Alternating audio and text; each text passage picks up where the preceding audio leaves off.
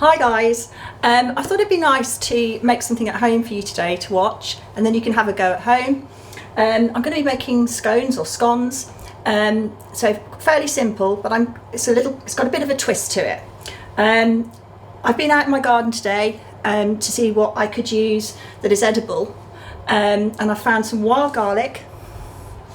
I have found some nettles, and I also had some chives growing out there in a pot. So that's what they look like. So don't pick anything that you don't recognise. Obviously wear gloves when you are picking the nettles so you don't sting yourself. And to remove the sting, I have just popped the nettles in a measuring jug and put some boiling water over the top, which I will strain off and then chop up to put into my scones. Okay, so first things first, let's get this chopped up. So these are my wild garlic leaves. Okay, so you want them chopped up quite fine. Okay, let's gather them together again. Keep moving your fingers, keep using that claw method that you all know about. And then I will just pop those into a little dish later. So you want them quite fine. Okay, I probably won't use all of those. Okay, and if you're using the nettles, strain those off. Oh, sorry. Okay, so if you want to put the nettles in as well, again, just chop those up really finely. Again, using the claw method. Okay, right. If you see any little stalks that you don't want in, obviously just remove those out of the way. Okay, so let's pop those into the dish with the chopped up wild garlic. Okay. Right, so next what we're going to do now is going to start the basic method of scone making. So we've got 200 grams of self-raising flour, and we're going to need to aerate this mechanically through a sieve. Okay, obviously this has got raising agent in it anyway because it's got baking powder in it, but we're increasing our chances of the scones rising by mechanically aerating it. The next thing we're going to do, we're going to get some hard butter or margarine, and it's 50 grams of butter or margarine. We're going to pop that in there. Oh, forgot to add some salt. So a little bit of salt. In the recipe it says just a little pinch. Okay, so I'm just going to add some rock salt, sea salt, sorry, to that. Okay, and then using a round-ended knife, we're going to chop up the fat into the flour. If you hold the bowl against your tummy, it's easier to cut it. So when it's as small as you can get it with a knife, we're going to put our hands in there and we're going to rub the fat into the flour. Okay, so again, remember, we're using our fingertips, which are the coldest part of the hands, because we don't want the fat to melt. Okay, and we're going to use this lift, rub and drop technique. Okay, so you all know this is called rubbing in.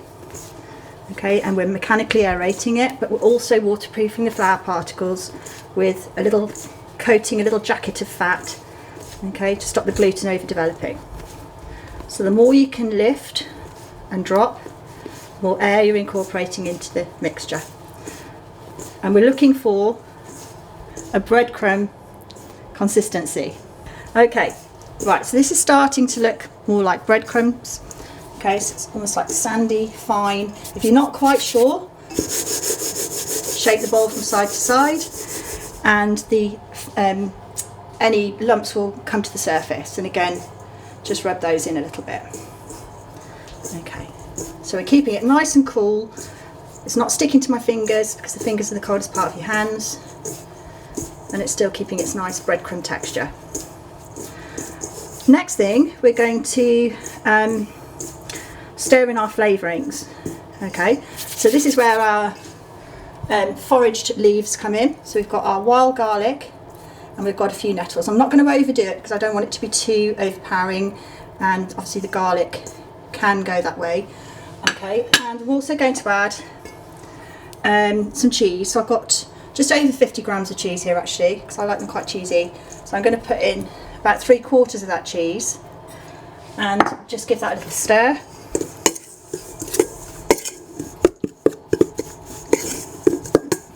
Next thing, we need some liquid to bind the mixture together. So we have got 100 mils of milk, and we're going to add it gradually, so a tablespoon at a time, so it doesn't become sticky. Remember, you can always add more, but you can't take milk away if you add too much. So I think this mixture is going to need all of that milk because it's not clumping quite as I want it to yet. Okay, so let's add that now. You can really smell that garlic coming through now. Okay, now this should bind now quite easily.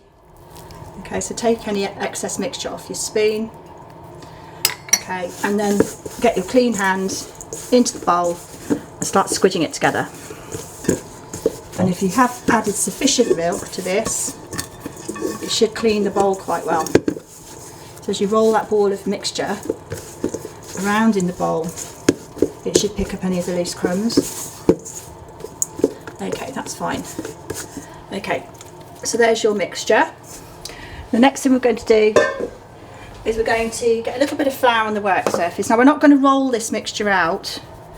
Just going to lightly flour the surface, so don't overdo it, otherwise your mixture will end up dehydrating. Okay, we're just going to gently knead it, and then we're literally just going to use our hand to squidge it. And we don't want to go too flat either, otherwise you'll end up with biscuits rather than scones. So about the depth of your thumb from tip to that section. Okay, then we're going to get a cutter. I'm going to make some little heart-shaped ones. Remember not to twist the cutter as you cut the shapes out, otherwise they'll distort when they're cooking. Pop them onto a floured baking tray. So this mixture doesn't make a massive amount, but any mixture we've got left will put it back into a ball and re-flatten and cut out again. So remember the consistency, try and get the same depth of mixture that you had before. Right. So there's one each for my family plus one spare, which I'll probably eat. Okay, so next thing, we're going to add a little bit of flavour to the top. So any remaining cheese you've got left over, just pop a little bit on there and that'll give it a lovely colour, flavour and texture on the surface. And then finally, if you want a little bit of extra flavour, I'm not going to put too much on again either, just a tiny little bit on top of the nettle and garlic pieces. Okay, and then they're going to go into a preheated oven. They're only going to go in there for about 12 minutes, 12 to 15 minutes. So they should be well risen, lovely and golden brown on top when they come out. And then obviously take them off the tray and cool them on a cooling rack, and then have them with lots of lovely butter. Okay, so they've been in for about 15 minutes. I have been checking them the last minute or so. Okay, so carefully take them out. Okay, on there. And then pop them onto, very carefully, pop them onto a cooling rack, just to cool down. So nice and golden brown. Also sound quite hollow on the bottom as well, so that's a good indicator. Okay, and there we go. All done and lovely. Hope you enjoy.